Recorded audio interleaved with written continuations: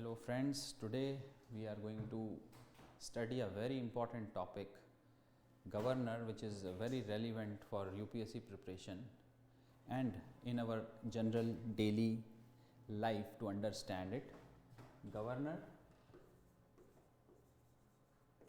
as we all know, is the head of the state, but there have been many controversies around governor and his post. Sometimes the center recalls him, sometimes the center makes its own person sit on the post. So the chief minister and the council of minister does not agree with that decision. Sometimes there is a harmony even when there is different political parties in center and state. So let us just understand what the governor is. This video, this topic about governor, we will be dividing it in 2-3 sessions. In this first session, we are going to study about the significance of the post of governor. Significance of the post of governor. The second thing would be the debate of nomination versus election. Third is the privileges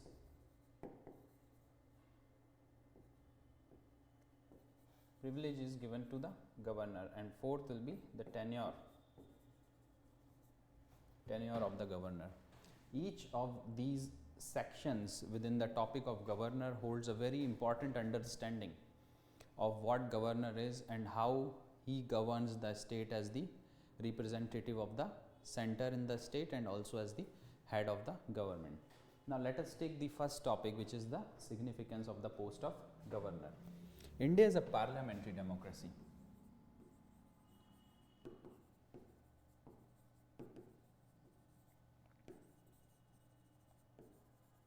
India is a parliamentary democracy.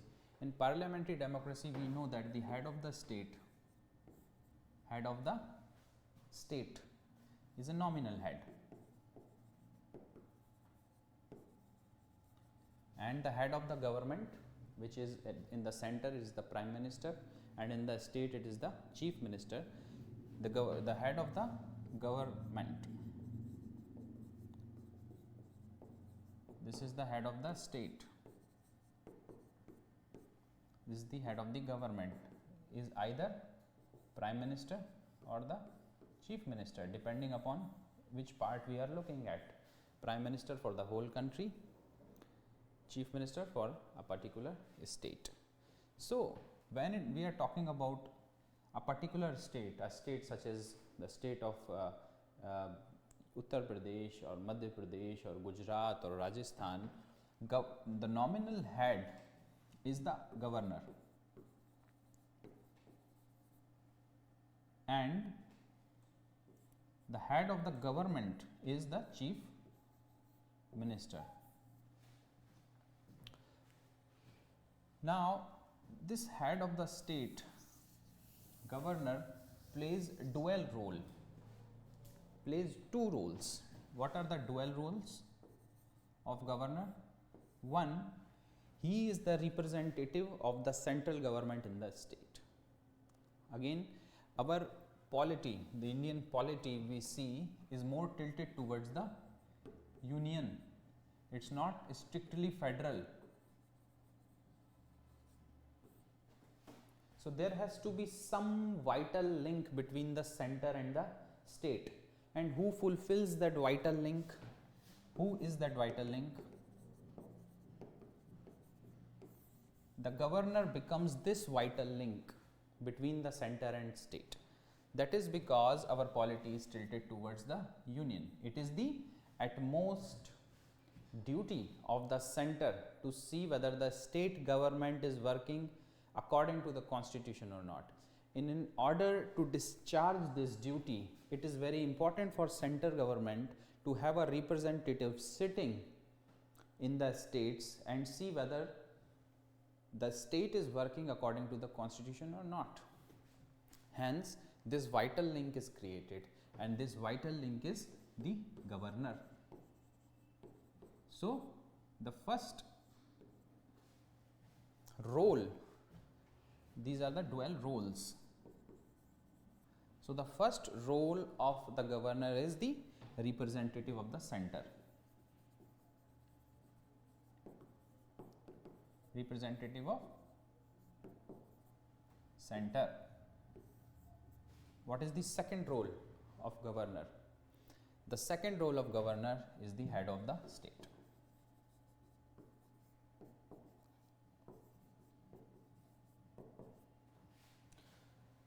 This is the first role, being the representative of the center. This is the second role, being the head of the state. Now compare this important information with what power or the what role president has in a parliamentary democracy such as India. If we see the president, he is not representing anything. He is not representing any state, or he is just the head of the state in India.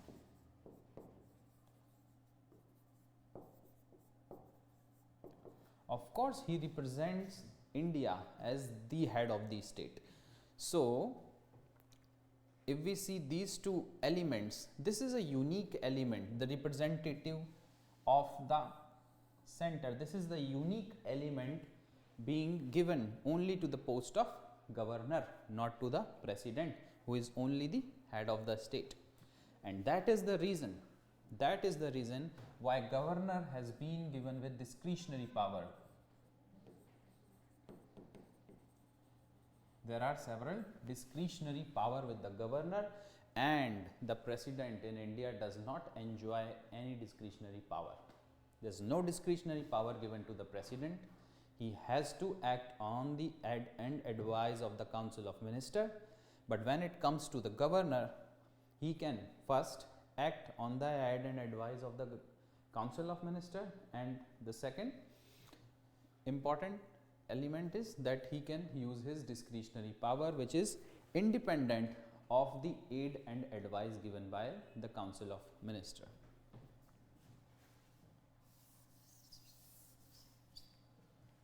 So, after the understanding of the significance of the post of governor, let's talk about some of the functions which governor has as the head of the state and the representative of the government.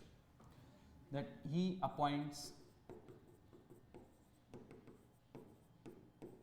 chief minister, ministers. He administers their oath. He prorogues the house, convenes the house. That important legislative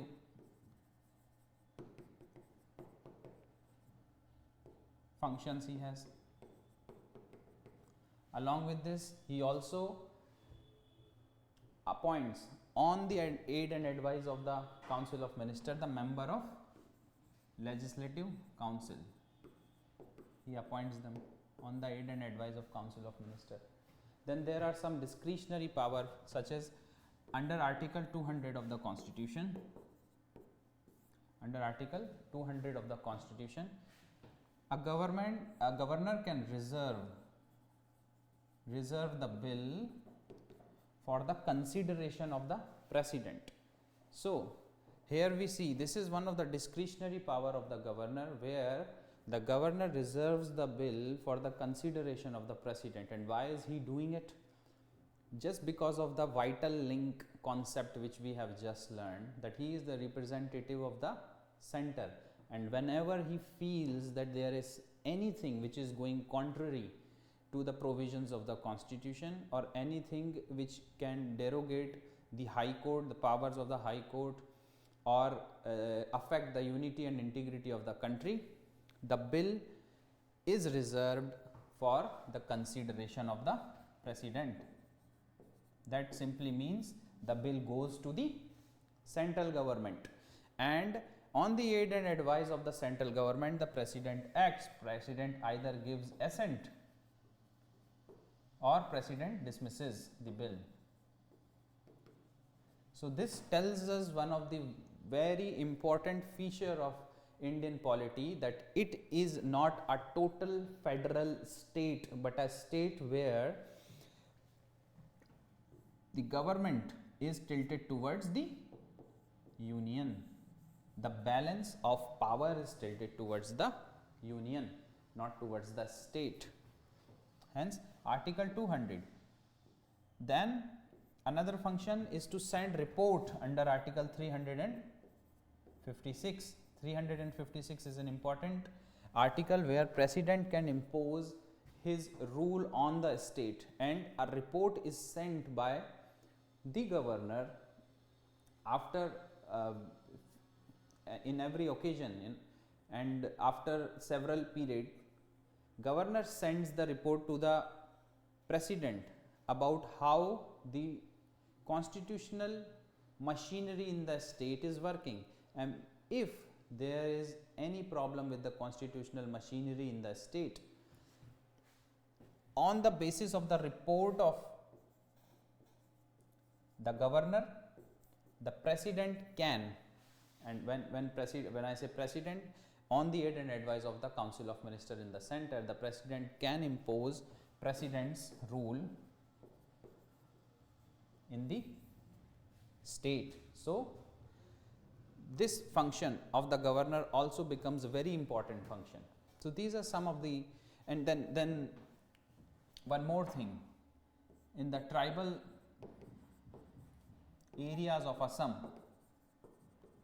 the governor has some of the discretionary power. Along with this, article 371, it's the special status given to some of the states. 371A, 371C, 371E and 371H. Under these articles also governor has discretionary powers.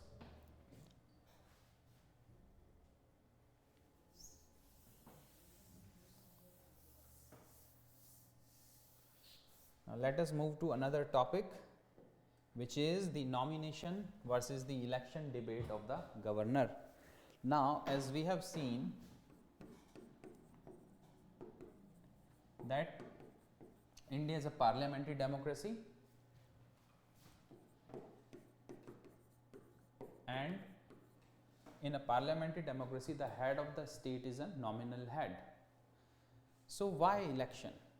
If the person is only a nominal head who has to serve as a link between the center and the state, a person who just acts on the pleasure of the governor, on the pleasure of the president, why to elect such a person? It is always important to keep in mind the overall governance of the country, overall administration. It is important to have harmony in the administration. And that is the reason why election was not chosen as a route to make a governor, but rather nomination was chosen as a route. In the draft constitution, the first constitutional draft which was made, which was kept for debate in front of the Constituent Assembly, when the Constituent Assembly started in 1946, the provision for making a governor was election. After much of the debates in the Constituent Assembly, this election was changed into nomination. Why did this thing happen? Because of several reasons, such as somewhere if you have an elected governor, it is going to create separatist tendencies. It was assumed that an elected governor would become more powerful. When a person is powerful, it becomes difficult to remove or recall him.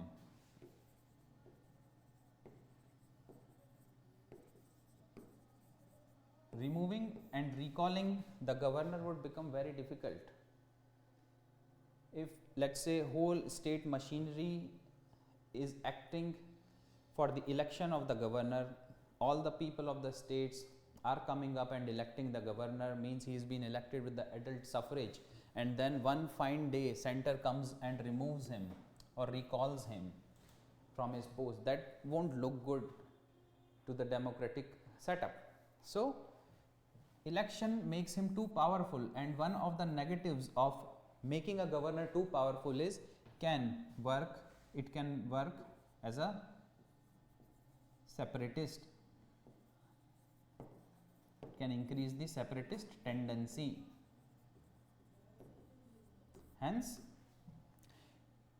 it is always good to have a nominated governor who is going to act on the aid and advice of the Council of Ministers of the state, but at the same time he is the representative of the central government and can be called upon when done anything which is contrary to the view of the Council of Ministers in the center. Hence, to maintain the unity and integrity of the country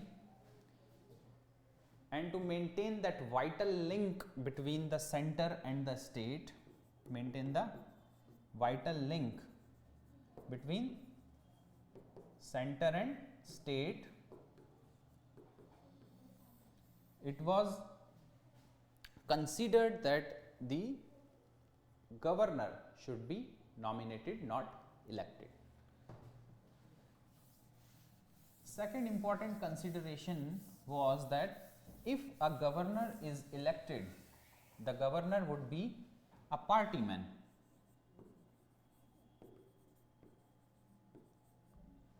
He would be a party man. Only political parties can come together and elect. Even if let's say how elections are happen, there are parties, party A and party B. They ask their representative to stand for election. They have representative.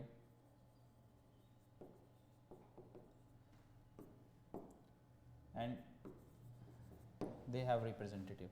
So, a representative from party A comes up, party B comes up, party C, party D, you can have multiple representative from different parties, and then people on the basis of adult suffrage, means whoever is eligible to vote and above the age of 18 and the citizen of the nation, they can come up and vote in the election of the governor. That is the normal thing which happens, but you want the governor to be impartial, and a governor can only be impartial when he is not a party man. If parties are involved in election, it is going to become a problem here.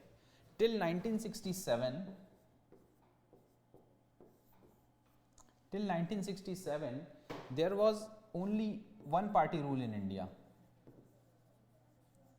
The constitutional setup was same, but the party Congress had the government in center. Congress have the government in center and in states also. That is why there was only one party rule in the country. So, appointment of governor was not a big issue. It is only after the fourth general election in India after 1967 when the problem started to come up. Some of the states were apprehensive that the governor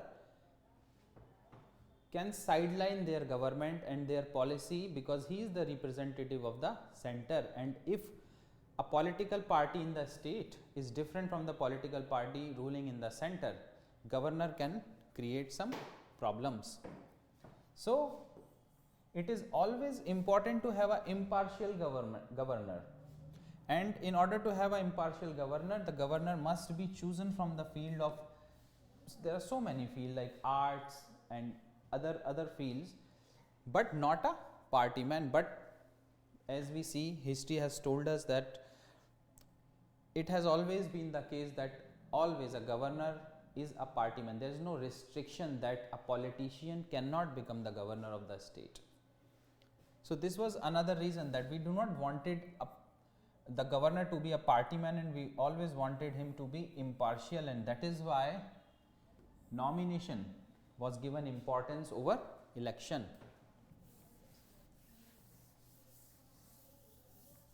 Third important thing, that if you are going to have a governor who is only going to be the nominal head, why to spend so much money and time in the election of the governor? Think about it.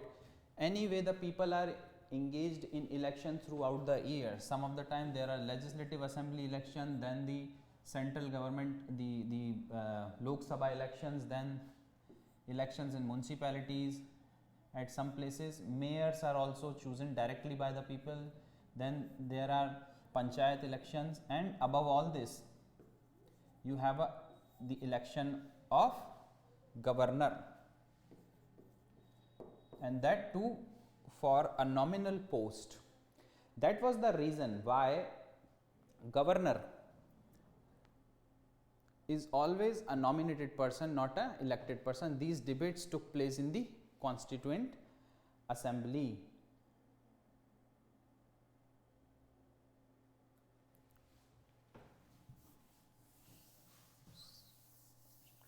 Let us come to another topic now, which is the privileges given to the governor.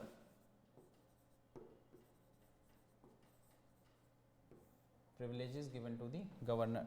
This is another important topic which we should consider, because Article 361 gives the privileges and immunities to the governor and brings him to the same footing as the President of India. That simply means the privileges given to the President of India and privileges given to the governor are almost same. There is the combination of Article 154, 163 and 361, which talks with, if you read these articles combinedly, it will tell about the immunity and the privilege given to the governor. What does Article 154 say? Article 154 vests the power of the government in the central in the executive.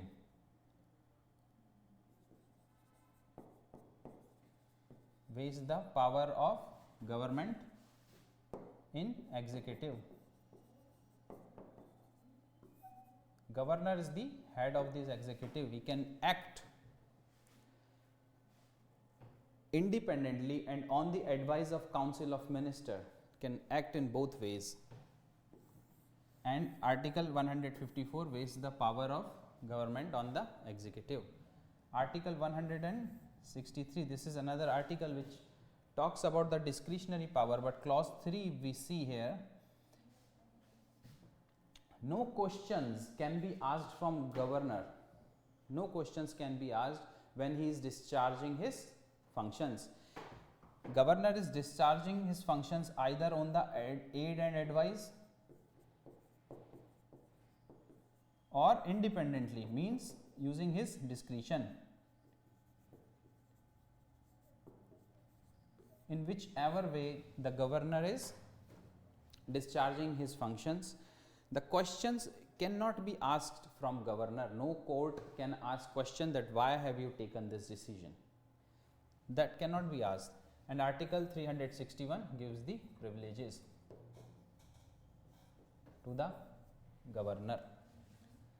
A governor, if we see, is not the central government employee. A central government employee is the one who is in control of the center. A person who is in control of the center is the central government employee.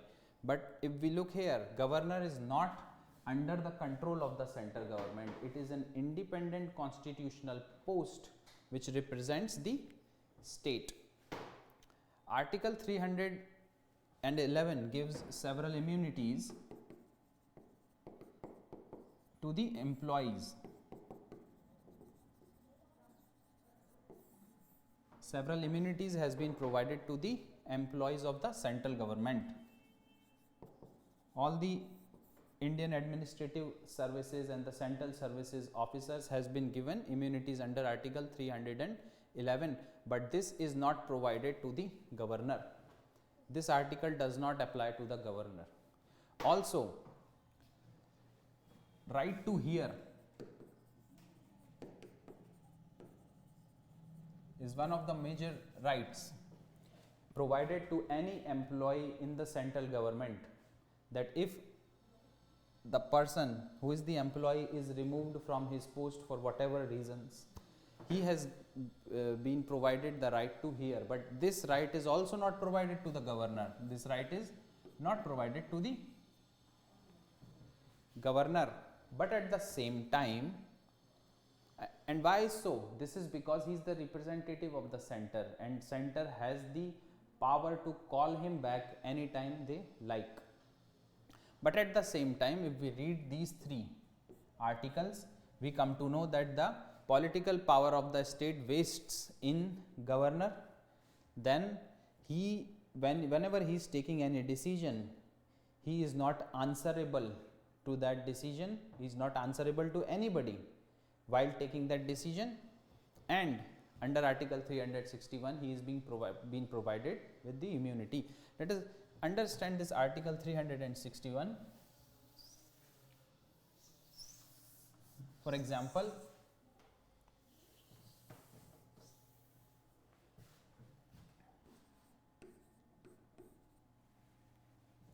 if an employee, let us say governor, appoints a chief minister, and this chief minister is not competent. For whatever reason, the chief minister is not competent.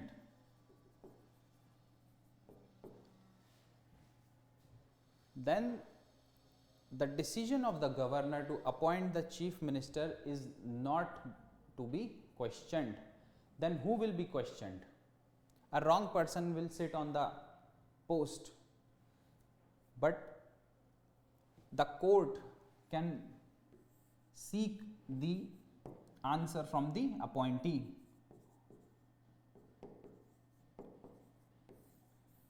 It is the chief minister who has to prove to the court that he is eligible and he is competent to sit on the post.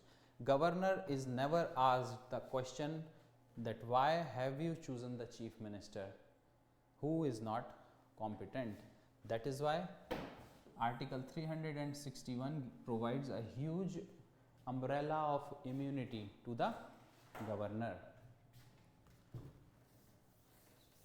Now let us come to the last topic for today, which is tenure.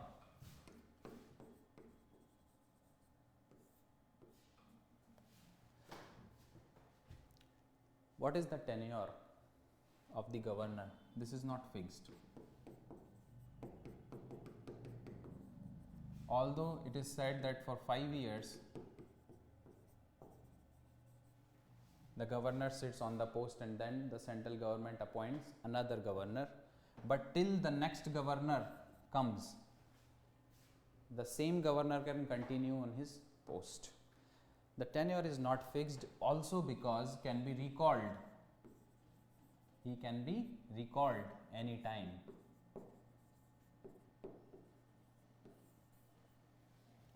Person can be recalled anytime. And why this happens? It is just because the governor works on the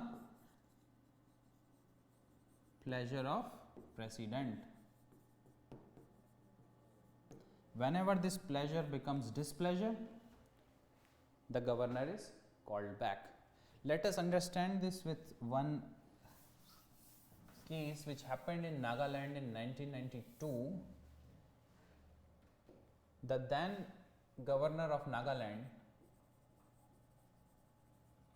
this in 1992, the then governor of Nagaland, on the advice of the chief minister, has dissolved the government and made the chief minister as a temporary chief minister, interim chief minister, till the next election. So this was the case in Nagaland in 1992. Governor dismissed the whole government, dissolved the whole government and made the chief minister, and he did it on the advice of the chief minister, and he made the chief minister the temporary chief minister till the next election takes place. Governor did this without the consent of the center.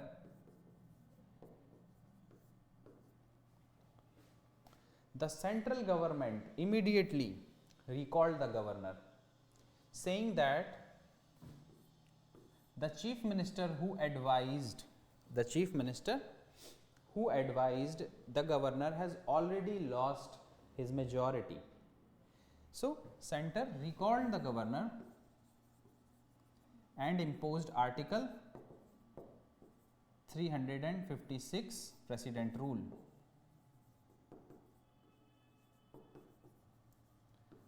Rule on the state. Now, two important question comes up. First is the governor eligible to act without the consent of the center?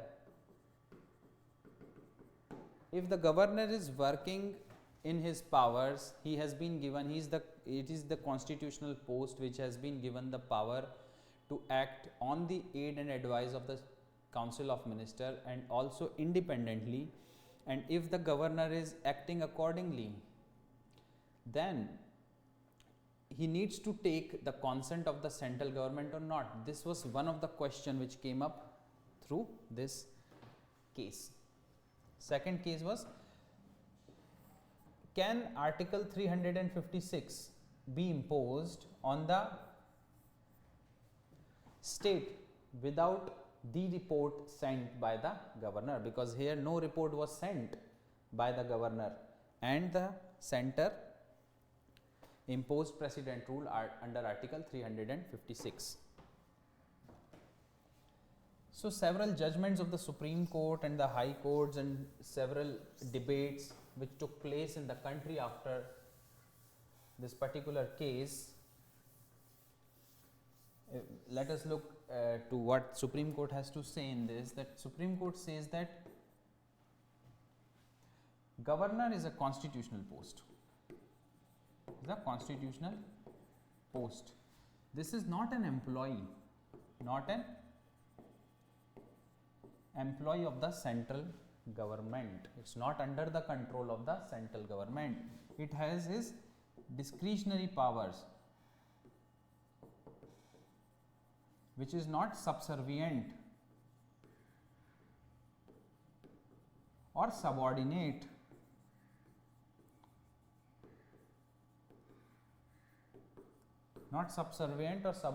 to the central government. It's not subservient or subordinate to the central government, and it has the power to take decision on its own, and the consent of center is not needed when it comes to governor discharging his constitutional mandate. Whenever the governor has to take his decision, he does not and he need not go to take consent from the central government. But if we see the convention, expressly or impliedly, it is the convention that governor keeps the central government informed about all the decisions which he is taking in his capacity. So, this is a very important topic, the tenure. The governor remains on the post till the pleasure of the president. He does not have any fixed timeline to remain on the post, and he can be recalled any time if the central government thinks he is not working according to the wishes of the central government. So, these four topics, the significance, the nomination and election debates, the privileges and the tenure, we have covered in this video. In the next video, we will talk about the discretionary power of